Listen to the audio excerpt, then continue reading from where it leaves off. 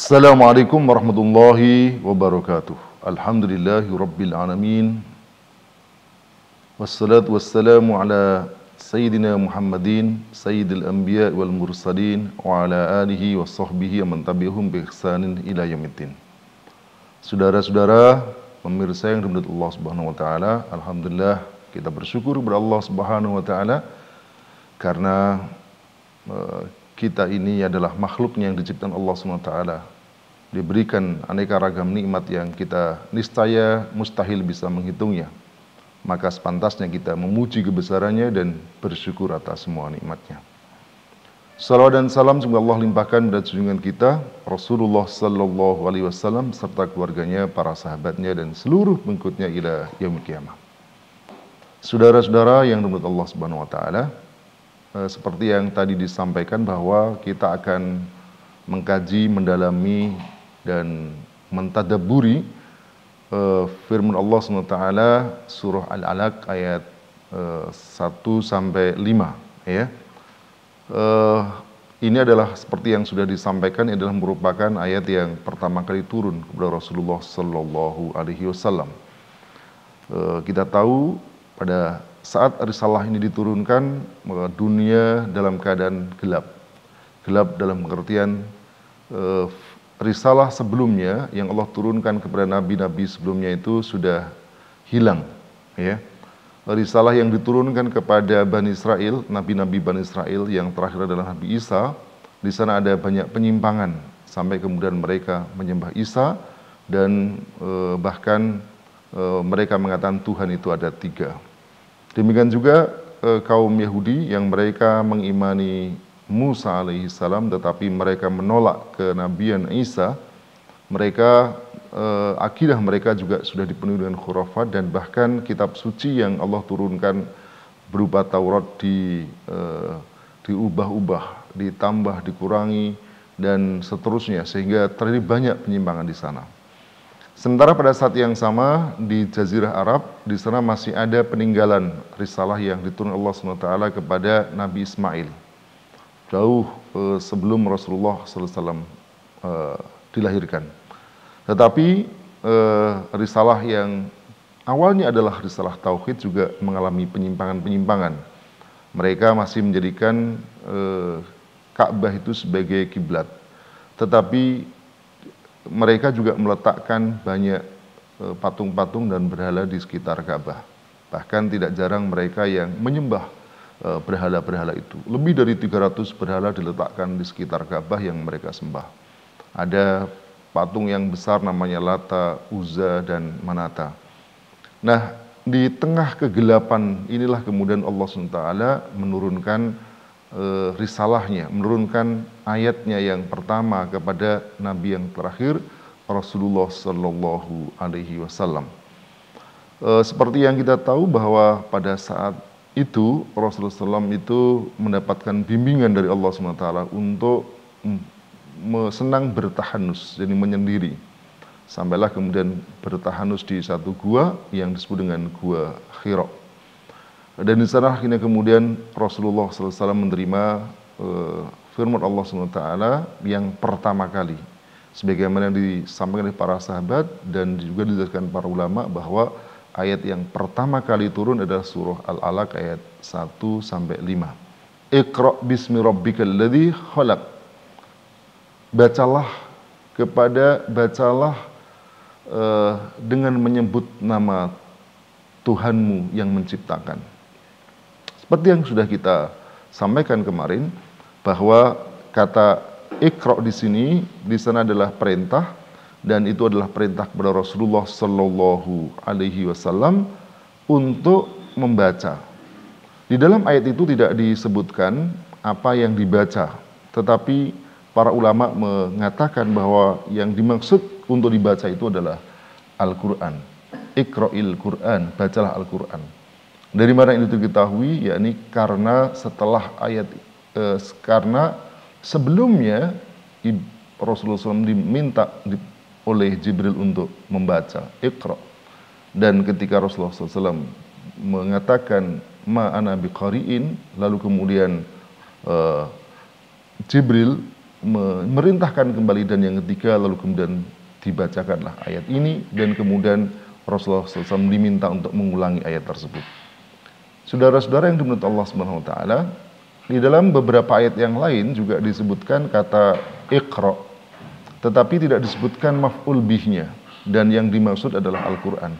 Seperti misalnya dalam surah Al-A'la Allah SWT berfirman, "Sanukri'uka fala tansa." Dan kami akan membacakan untukmu, sanukri'uka, kami akan membacakan untukmu. Di situ membutuhkan maf'ul bih yang kedua, tetapi tidak disebutkan apa maf'ul bih, apa objek yang kedua yang akan dibacakan Rasulullah Sallallahu Alaihi Wasallam. Tetapi sebagaimana juga yang tadi disebutkan, para ulama jelas mengatakan bahwa maf'ul bih yang kedua, yakni perkara atau objek yang akan dibacakan oleh Rasulullah SAW itu adalah Al-Qur'anul Karim. Demikian juga dalam ayat ini ketika Allah SWT berfirman, Iqra bismi rabbikal ladzi khalaq, maka perintah ayat ini ditujukan kepada Rasulullah SAW untuk membaca Al-Quran. Lalu kemudian di dalam perintah itu Allah mengiringi dengan kata bismi rabbikal ladzi khalaq, dengan menyebut Tuhanmu yang menciptakan. Kemarin sudah dibahas hadirin jamaah yang dirahmati Allah SWT, bahwa ba di situ ada beberapa penjelasan. Ada yang mengatakan lil musahabah, jadi dengan terus bersamanya. Ada juga lil isti'anah, dengan meminta pertolongan kepada Allah Subhanahu wa taala. Ada juga lil iftitah, untuk diawali. Jadi artinya setiap membaca Al-Qur'an itu diawali dengan menyebut nama Tuhanmu. Dan Allah menyebut di sini dengan disifati alladzi khalaq, yang menciptakan. Inilah sifat pertama yang disebutkan oleh ayat ini tentang Tuhan, bahwa Tuhan yang patut disembah, Tuhan yang mestinya manusia tunduk dan patuh kepadanya adalah Tuhan yang memiliki sifat khalaq, memiliki sifat menciptakan. Ini tentu satu sifat yang menggedor semua pemahaman orang yang selama ini mereka menyembah Tuhan-Tuhan selain Allah SWT. Ada yang mereka menyembah patung, berhala, Lata, Uzza, ada yang menyembah matahari, ada yang menyembah bintang. Bahkan di dalam Al-Quran misalnya Fir'aun menyatakan diri sebagai Tuhan yang paling tinggi. Ana Rabbukumul A'la, akulah Tuhan yang paling tinggi. Nah, ayat ini tadi saya katakan menggedor pemahaman orang bahwa bahwa yang patut menjadi Tuhan itu bukan sembarangan, tetapi yang memiliki sifat alladzi khalaq, yang menciptakan. Dan kalau kita lihat berhala-berhala dan patung-patung selain Allah SWT, bahkan seluruh sesembahan selain Allah SWT, mereka semua tak ada yang bisa memiliki sifat menciptakan ini. Saudara-saudara yang dimuliakan Allah SWT, termasuk diri manusia. Nah, di dalam kata ini disebutkan alladzi khalaq, yang menciptakan. Alladzi khalaq. Dalam ayat ini tidak disebutkan maf'ul bihnya. Khalaqa apa? Menciptakan apa? Maka dalam posisi seperti ini para ulama memahami bahwa khalaqa ini memberikan makna lil umum, untuk menunjukkan keumumannya, yakni semuanya. Ini seperti dalam surah Al-A'la misalnya, Allah SWT berfirman, Sabbihisma rabbikal a'la, alladzi khalaqa fasawwa. Dan sucikanlah Tuhanmu yang paling tinggi, sucikanlah nama Tuhanmu yang maha tinggi. Lalu katakan alladzi khalaqa fasawwa, yang menciptakan dan menyempurnakan. Kata khalaqa dalam ayat ini juga tidak disebutkan objek yang diciptakan. Nah, kata yang seperti ini memberikan makna yufidul umum, untuk menunjukkan bahwa semuanya, menciptakan semuanya. Ini seperti juga yang disebutkan misalnya dalam surah Al-An'am ayat 101. Dalam ayat tersebut Allah SWT berfirman, wa khalaqa kulla syai', dan Dia Allah menciptakan segala sesuatu. Hal yang sama juga ditegaskan dalam surah Al-Furqan ayat 2. Semua ayat itu menunjukkan kepada kita bahwa Allah khalaqa kulli syai', menciptakan segala sesuatu. Ini adalah merupakan satu sifat yang paling penting ketika berkaitan dengan ketuhanan. Sebab ini tidak ada satupun sifat, tidak ada satupun makhluk yang punya sifat ini. Bintang tentu tak bisa menciptakan, matahari tak bisa menciptakan, Isa yang disembah orang tidak bisa menciptakan. Semua sesembahan selain Allah tak ada yang bisa menciptakan. Maka tadi saya katakan mestinya manusia ketika bicara tentang Tuhan, maka Tuhan yang wajib mereka sembah adalah Tuhan yang menciptakan. Saudara-saudara yang Allah SWT. Lalu dalam ayat berikutnya Allah menyebut khalaqal insana min 'alaq, yang menciptakan manusia dari segumpal darah. Saudara-saudara yang Allah SWT, jika ayat yang sebelumnya khalaqa itu memberikan makna umum, maka dalam ayat yang kedua ini Allah menyebutkan secara khusus bahwa Allah yang menciptakan manusia, khalaqal insan. Imam Al-Qurtubi menyatakan bahwa penyebutan manusia itu dalam ayat ini adalah tasyrifan lahu, untuk menunjukkan kemuliaan, memberikan kemuliaan kepada manusia. Jadi disebut secara khusus. Dan ini juga memang Fakhruddin Ar-Razi dalam tafsirnya juga mengatakan disebutkan secara khusus manusia ini karena manusia itu asyrafu ma ala wajhil ard, jadi makhluk yang paling mulia di muka bumi. Saudara-saudara yang dimuliakan Allah SWT, lihatlah sekeliling kita, ada binatang-binatang, ya, ada makhluk hidup dan ada makhluk yang mati. Mungkin tentu dari si tingkatan makhluk yang hidup ini lebih tinggi tingkatannya daripada makhluk yang mati, yang bisa bergerak, yang bisa berkembang, yang bisa bertambah. Tetapi lihatlah makhluk hidup di sana, ada hewan-hewan. Ada hewan yang berada di darat, ada hewan yang ada di air, dan ada hewan di udara. Tetapi kita lihat dan kita bandingkan dengan manusia, tentulah jauh sekali. Ada hewan yang sangat besar, yang kuat, tetapi hewan itu tak memiliki akal. Tentu jauh dibanding dengan manusia. Kenikmatan yang diberikannya juga tidak ada apa-apanya dibanding dengan manusia. Maka tentulah kalau kita bicara tentang kemuliaan manusia, asyrafu ma ala wajhil ard. Jadi manusia makhluk yang paling mulia di muka bumi ini. Yang badannya tegap, yang maksud saya badannya tegak, kakinya dua, berjalan, ia bisa makan aneka ragam makanan, ia bisa menggunakan pakaian, ia bisa berada dalam rumah, sesuatu yang tidak dimiliki oleh hewan. Demikian juga kalau kita lihat manusia ini, Masya Allah, ada manusia yang berternak sapi, ada manusia yang berternak kambing, ada manusia yang berternak ayam. Tapi tak ada satupun ayam yang beternak manusia, sapi yang beternak manusia, dan sebaliknya. Itu menunjukkan betapa mulianya manusia. Ada juga penjelasan mengapa dijelaskan atau disebutkan secara khusus manusia. Penjelasan lain karena manusia itulah yang menjadi taklif atau yang akan diberikan taklif oleh syariah, yang nanti akan dijelaskan dalam ayat-ayat berikutnya. Jadi memang ayat-ayat Allah ini diturunkan kepada manusia. Oleh karena itu, maka manusia perlu disebut secara khusus. Ayat-ayat yang Allah turunkan yang dalam Al-Quran, di sana ada akidah, di sana ada syariah, di sana ada perintah, dan di sana ada larangan, itu tidak akan bisa dipahami oleh hewan-hewan, oleh bahkan makhluk yang mati. Tetapi itu semua bisa dipahami oleh manusia, yakni mereka yang akan menjadi mukallaf.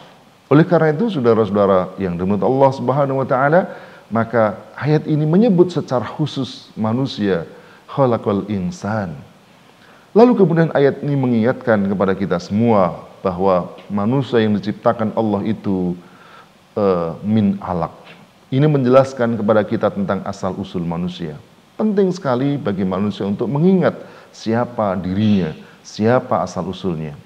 Betapa banyak orang yang sombong, betapa banyak orang yang takabur, betapa banyak orang yang merasa dirinya mulia.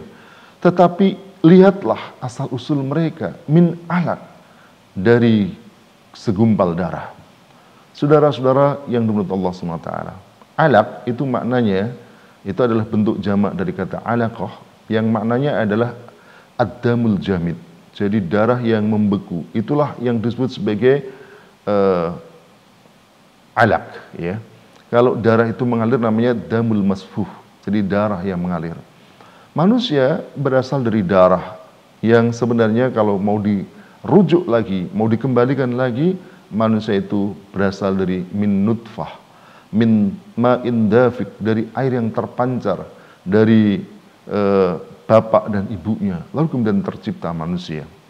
Saudara-saudara yang dimuliakan Allah SWT, ketika manusia mengetahui dan diingatkan dirinya dari bahwa diciptakan Allah SWT seperti itu, maka semestinya dia harus berterima kasih kepada Allah Subhanahu wa taala. Dia harus bersyukur kepadanya dan harus menyembah kepadanya. Maka sungguh aneh kalau ada manusia yang diciptakan Allah SWT dari tiada menjadi ada, lalu kemudian dia lupa kepada siapa yang menciptakannya. Saudara-saudara yang dimuliakan Allah SWT, ini penting untuk menjadi atau diingatkan oleh manusia. Karena betapa banyak manusia ketika sudah menjadi manusia, hanya diperintah untuk sholat, mereka menolak. Diperintah puasa, tidak mau. Diperintah tunduk pada syariat Allah Subhanahu wa taala, membangkang. Mereka, seandainya mereka ingat bahwa dia adalah diciptakan Allah Subhanahu wa taala dan diciptakan dari min alaq, mestinya mereka tidak akan bersikap seperti itu. Qatadah, sebagaimana dikutip oleh Ibnu Katsir ketika menjelaskan ayat ini, ya, ketika menjelaskan wa fi anfusikum afala tubsirun, dan pada diri kalian mengapa mereka tidak memperhatikan, mereka tidak melihat. Maka beliau mengatakan bahwa man tafakkara fi khalqi nafsihi arafa annahu innama khuliqa wa luyinat mafasiluhu lil ibadah. Siapa yang memikirkan dirinya, siapa yang menciptakan penciptaan dirinya, maka dia akan mengetahui arafa annahu innama khuliqa, bahwa dia itu diciptakan Allah, waluyinat mafasiluhu, dan tulang-tulangnya itu dilemaskan untuk bisa bergerak dan seterusnya, lil ibadah, kepada untuk beribadah kepada Allah Subhanahu wa taala. Jadi maka kalau ada manusia yang mereka tidak mau menyembah Allah Subhanahu wa taala, tidak mau taat kepadanya, ya dalam tanda kutip ini memang manusia yang kurang ajar, ya, betapa tidak kurang ajar. Dia itu dulunya tidak ada, lalu Allah ciptakan menjadi ada. Lalu bagaimana mungkin setelah dia ada menjadi manusia, dia lupa kepada penciptanya, tidak mau bersyukur kepadanya, bahkan membangkang kepada perintahnya. Saudara-saudara yang dimuliakan Allah SWT, mungkin ada pertanyaan, adakah manusia macam ini? Ada, banyak. Dan ini yang kemudian dikecam oleh Al-Quran. Banyak sekali ayat-ayat Al-Quran yang mengecam mereka. Contoh misalnya dalam surah Al-Baqarah ayat 28, Allah SWT berfirman, kaifa takfuruna billah wa kuntum amwatan fa ahyakum thumma yumitukum thumma yuhyikum thumma ilaihi turja'un. Kaifa takfuruna billah, bagaimana mungkin kamu beringkar kepada Allah Subhanahu wa taala? Bagaimana kamu ingkar kepada Allah? Wa kuntum amwatan, kamu itu dalam keadaan mati. Kamu sebelumnya tidak ada. Lalu fa ahyakum, lalu Allah Subhanahu wa taala menghidupkan kalian.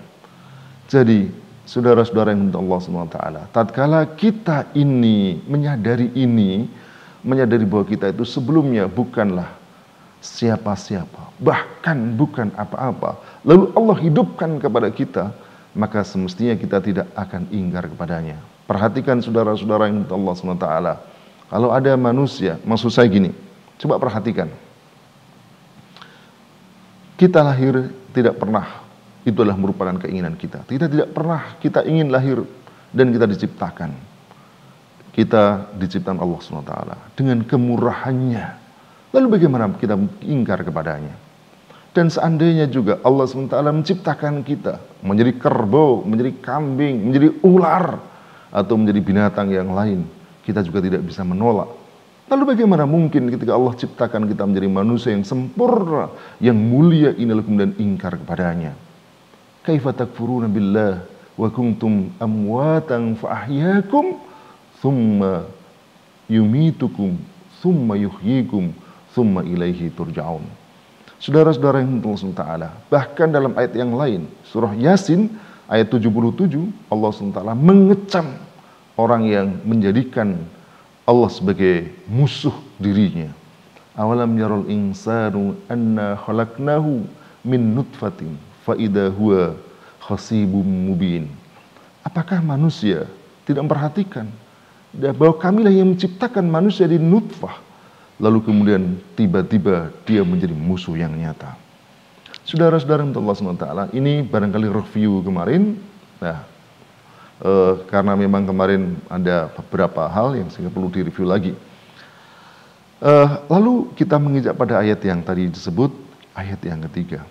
Setelah Allah SWT menyadarkan manusia bahwa dirinya diciptakan Allah Subhanahu wa taala dari segumpal darah yang semestinya membuat dirinya segera tunduk kepada Allah Subhanahu wa taala, maka Allah memerintahkan kembali kepada manusia untuk membaca.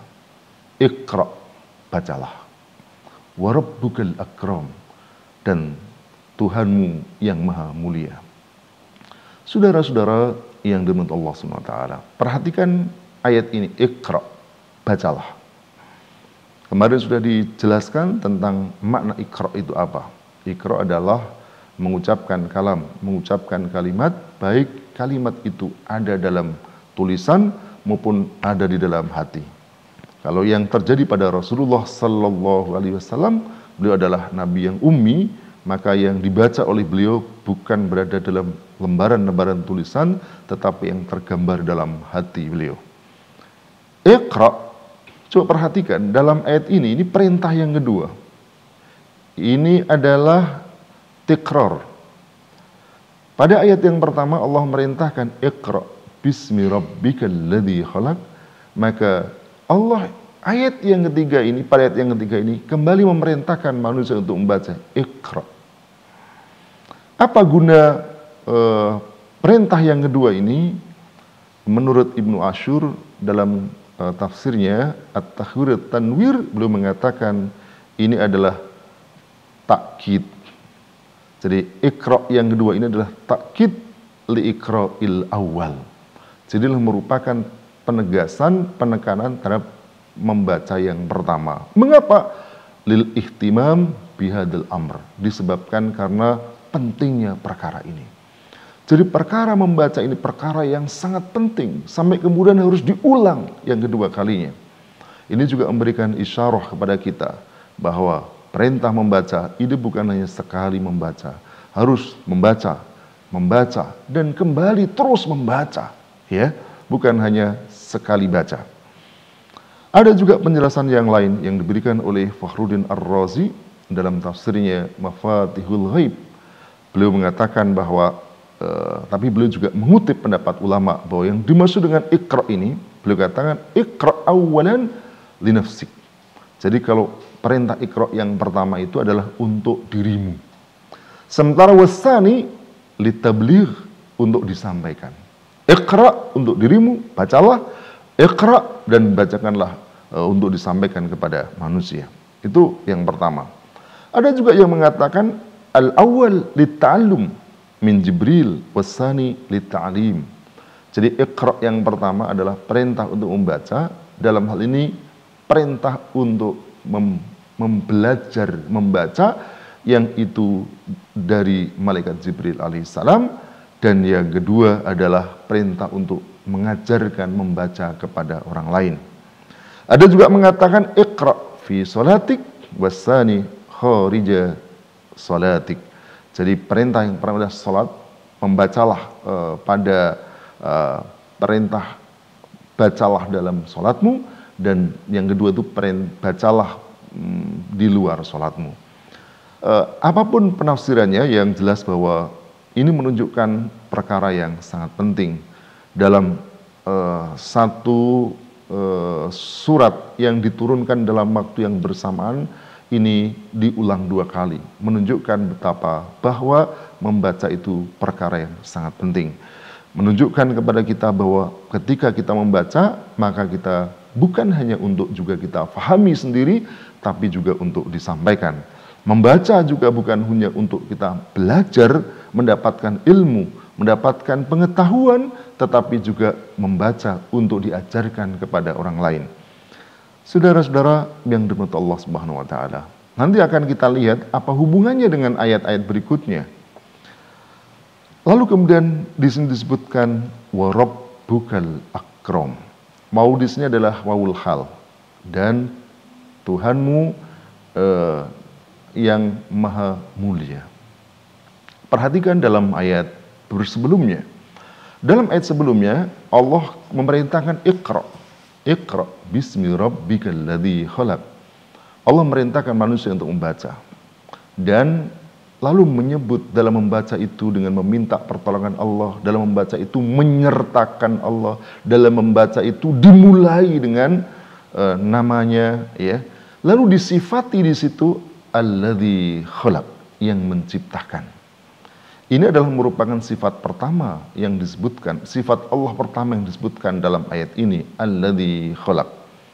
Nah, dalam ayat yang ketiga ini, sifat Allah yang disebutkan adalah akram, wa rabbukal akram. Saudara-saudara yang dirahmati Allah SWT, al-akram adalah merupakan bentuk isim tafdil dari kata al-karam, ya, al-karam, ya, yang mulia. Apa itu yang disebut dengan al-karam?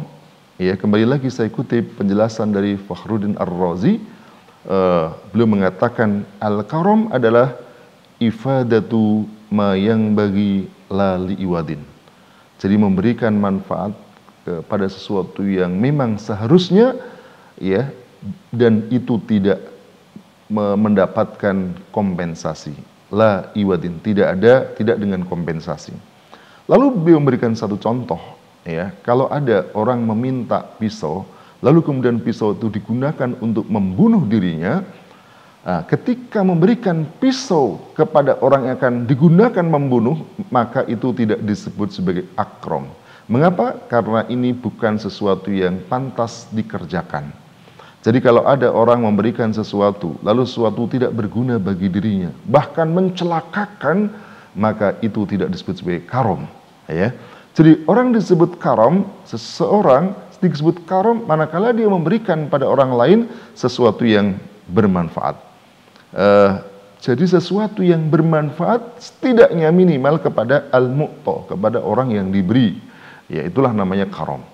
Dan yang kedua, karam itu adalah la li'iwadin, jadi tidak dengan kompensasi. Kalau ada kompensasi, meminta imbalan, itu bukan karam namanya. Jadi ketika orang memberikan, lalu kemudian dia minta ganti, minta uang, bahkan termasuk iwad di sini adalah pujian, adalah ganjaran, pahala, dan semacamnya, itu adalah iwad. Dan ayat ini menegaskan kepada kita bahwa Rabbuka, Tuhanmu, kaf di sini, kal khitab di sini, yang ditujukan kepada Rasulullah SAW, bahwa Tuhanmu itu maknanya bukan Tuhannya orang-orang musyrik, bukan Tuhannya orang-orang kafir, itu adalah al-akram, yang maha mulia, karena dia punya sifat al-karam, yang memberikan sesuatu yang dia tidak memerlukan, memberikan sesuatu yang bermanfaat, yang berguna bagi manusia, dan pada saat yang sama dia sama sekali tidak meminta imbalan kepada manusia. Saudara-saudara yang dimuliakan Allah SWT, ini akan sangat sulit terjadi pada makhluknya, sangat sulit bahkan terjadi pada manusia, sangat sulit pada manusia memberikan sesuatu tanpa berharap imbalan sama sekali, ya. Bahkan ketika kita manusia berusaha untuk karam, yang itu berharap pahala, maka di sana juga kita berharap imbalan. Hanya saja imbalan yang kita berikan bukan yang kita harapkan, bukan imbalan yang berasal dari manusia, tetapi imbalan dari Allah Subhanahu wa taala. Inilah sifat yang dimiliki oleh manusia, oleh Allah Subhanahu wa taala, maaf, al-akram di situ. Saudara-saudara yang dimuliakan Allah Subhanahu wa taala, Iqra wa rabbukal akram. Ada juga penjelasan yang menarik, ya. Para ulama itu luar biasa. Jadi bagaimana mendetilkan kata al-akram di sini. Akram ini juga memberikan makna, menunjukkan makna yatadammanu sifatil kamal. Jadi menunjukkan sifat Allah yang sempurna, ya, dan juga menjauhkan dari naqais, dari berbagai macam kekurangan. Inilah sifat yang kalau dipadukan dengan ayat yang pertama menjadi lebih sempurna. Maksudnya menjadi sempurna. Yang satu sifat yang adalah menciptakan, dan sifat yang kedua adalah tanpa cacat. Semuanya kamal, semuanya sempurna. Dan inilah manusia mestinya yang Tuhan yang disembah. Oleh karena itu, saudara-saudara yang Allah SWT, ayat ini sekalipun ayat-ayat ini tidak membicarakan secara langsung kalimat tauhid, ya, tetapi sebenarnya bicara tentang akidah Islam, akidah yang mendasar tentang ketuhanan. Ayat ini juga membicarakan kepada manusia tentang sebenarnya manusia itu dari mana, min aina, ya, karena di situ diberikan penjelasan dia diciptakan oleh Allah SWT. Dia makhluk, bukan khalik. Dan di sini khalik itu punya sifat lain, yakni al-akram, dia maha mulia. Ada juga penjelasan yang menarik, ya, bahwa al-akram ini jadi kalau dikaitkan dengan membaca Iqra ini, ada juga yang mengatakan ini menjadi dorongan, motivasi kepada manusia untuk membaca Al-Quran. Betapa tidak? Karena Allah itu Al-Akram. Bentuk akramnya Allah Subhanahu wa Ta'ala adalah memberikan pahala yang besar kepada manusia yang membaca Al-Quran. Mereka yang baca Al-Quran satu huruf, maka dia mendapatkan bi asri amsalihah. Dia mendapatkan kebaikan, 10 kebaikan yang semisalnya. Bahkan Nabi mengatakan bahwa yang disebut dengan harfan di situ bukanlah alif lam mim satu huruf, tetapi alif harfun, wal lamu harfun, wa mimu harfun. Betapa akramnya Allah Subhanahu wa Ta'ala. Hanya membaca Al-Quran, lalu Allah SWT berikan berikan pahala yang demikian dahsyat. Oleh karena itu, para pendengar, para pemirsa yang dimuliakan Allah SWT, ini juga memberikan dorongan kita, apalagi di bulan Ramadan, yang di bulan ini Allah SWT turunkan Al-Quran, maka kita perlu memperbanyak membaca Al-Quran. Jika mungkin selama ini hanya beberapa halaman, ya, ditambah halamannya 1 juz, jika biasa 1 juz ditambah 2 juz dan seterusnya. Saudara-saudara yang dimuliakan Allah Subhanahu wa Ta'ala. Lalu kemudian Allah SWT dalam ayat ini berfirman, alladzi 'allama bil qalam, yang mengajari, ya, yang mengajarkan dengan qalam. Allama bil qalam. Saudara-saudara yang dimuliakan Allah SWT, coba perhatikan dalam ayat ini, setelah Allah SWT berbicara tentang akram, bahwa dia Allah SWT yang maha mulia, maka ditunjukkan atau jelaskan salah satu bentuk kemuliaan yang Allah berikan. Apa itu? Allama. Allah itu mengajarkan ilmu kepada manusia, nanti dalam ayat berikutnya. Allama. Ya, karena memang nanti kalau kita lihat ini juga menunjukkan bahwa ilmu itulah yang membuat manusia menjadi mulia. Manusia yang sebelumnya diciptakan dari dari alaq bisa meningkat derajatnya ketika apa? Ketika Allah SWT mengajarkan ilmu kepadanya. Allama bil qalam. Dia Allah mengajarkan dengan qalam. Al-qalam itu maknanya adalah al-kitabah. Jadi dengan tulisan, ya. Atau al-khatt wal kitabah. Jadi dengan huruf dan tulisan. Nah, ini menunjukkan adanya, disebutkan secara khusus bil qalam ini menunjukkan betapa istimewanya tulisan itu. Ya, bahwa mengajarkan ilmu itu diantaranya yang sangat penting adalah dengan tulisan. Qatadah misalnya mengatakan ketika menjelaskan tentang ini, tentang al-qalam, beliau mengatakan al-qalam nikmatun minallahi azimah. Laula dzalika lam yakum wa lam yasluh aisyun. Beliau katakan qalam itu adalah nikmatun minallahi azimah. Qalam adalah kenikmatan Allah yang sangat agung. Laula dzalika, seandainya enggak ada qalam, maka lam yakum wa lam yasluh aisyun, maka tidak akan tegak bumi ini, tidak akan layak, tidak akan baik bumi ini, kehidupan ini maksud saya.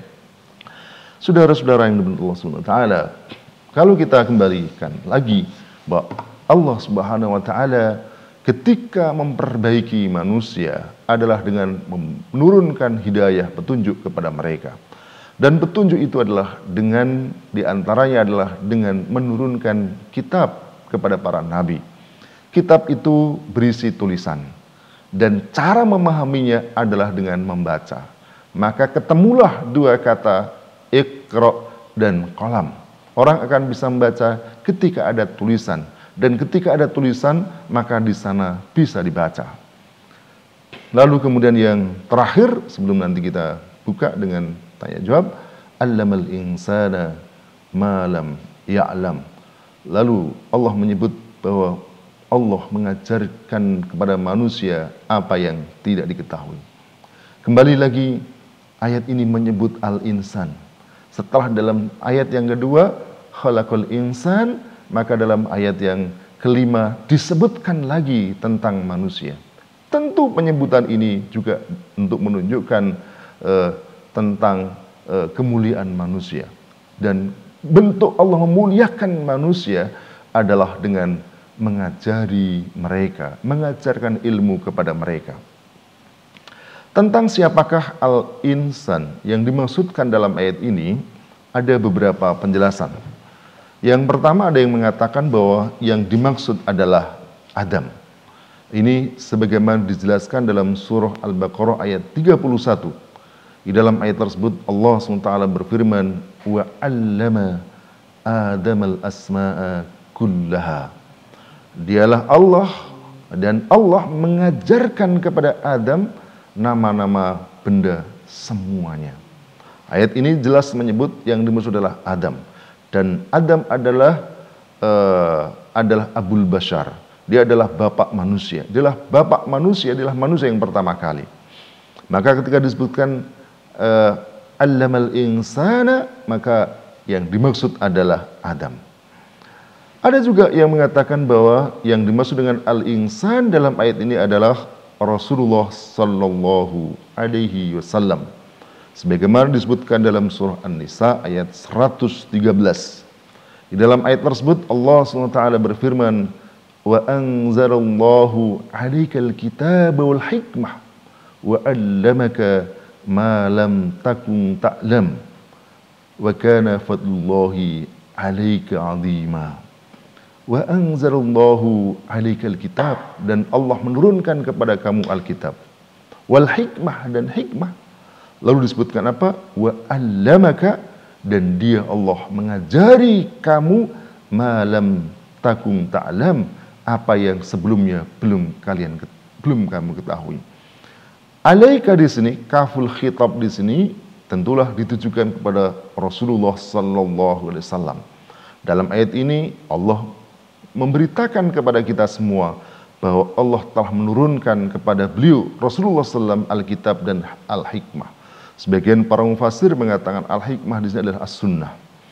Dan Allah juga wa'allamaka, mengajari kamu malam takun ta'lam.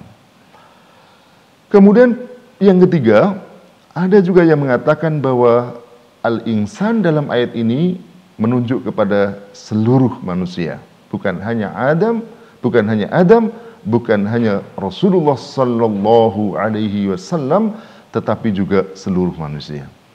Ini disebutkan dalam surah An-Nahl ayat 78. Di dalam ayat tersebut Allah SWT berfirman, wallahu akhrajakum min butuni ummahatikum la ta'lamuna syai'a. Allah telah mengeluarkan kamu, wallahu akhrajakum min butuni ummahatikum, dan dari perut ibu-ibu kalian, la ta'lamuna syai'a, ya, yang kamu semua tidak mengetahui apapun. Lalu kemudian waja'ala lakumus sam'a wal absar wal afidah. Allah jadikan untukmu as-sam'a pendengaran, wal absara penglihatan, wal afidah dan hati. La'allakum tashkurun, agar kalian bisa bersyukur. Saudara-saudara yang Allah SWT, demikianlah sepintas kajian kita kaitannya dengan surah Al-Alaq, ya, kita review ayat 1 sampai 5. Hal yang menarik di sini sebelum saya akhiri, bahwa ketika Allah SWT bicara tentang Al-Akram, Maha Mulia tadi, Allah mengkaitkan, yakni memberikan sesuatu yang berguna buat manusia itu adalah berupa ilmu. Dan ilmu inilah sesungguhnya yang membuat manusia menjadi mulia. Coba perhatikan ketika Adam tadi diciptakan oleh Allah Subhanahu wa Ta'ala, maka apa yang terjadi? Allah kemudian menawarkan wa 'allama Adam al-asma'a kullaha, ya, tsumma 'aradahum 'alal malaikati. Lalu kemudian Allah menawarkan, menyampaikan kepada malaikat tentang nama-nama benda itu. Dan ketika malaikat ditanya dan tidak bisa berikan jawaban, lalu kemudian Allah SWT sampaikan kepada Adam untuk menyampaikan nama benda-benda itu. Lalu Allah SWT perintahkan kepada malaikat untuk bersujud. Maka para ulama mengatakan sujudnya para malaikat kepada Adam itu adalah tasrifan wa takriman, sebagai bentuk penghormatan dan pemuliaan. Itu menunjukkan bahwa manusia ketika ingin menjadi mulia, maka dia harus punya ilmu. Ilmu di sini adalah ilmu yang diajarkan Allah SWT. Apa itu? Yang ada, yang sumbernya dari Al-Quran, yang Allah turunkan kepada Rasulullah, yang untuk dibaca. Ilmu itulah yang akan membuat manusia, menjadi hamba Allah yang sungguhnya, dan dia benar-benar akan menjalankan fungsi dan tujuan manusia diciptakan, yakni lil ibadah. Semoga bermanfaat.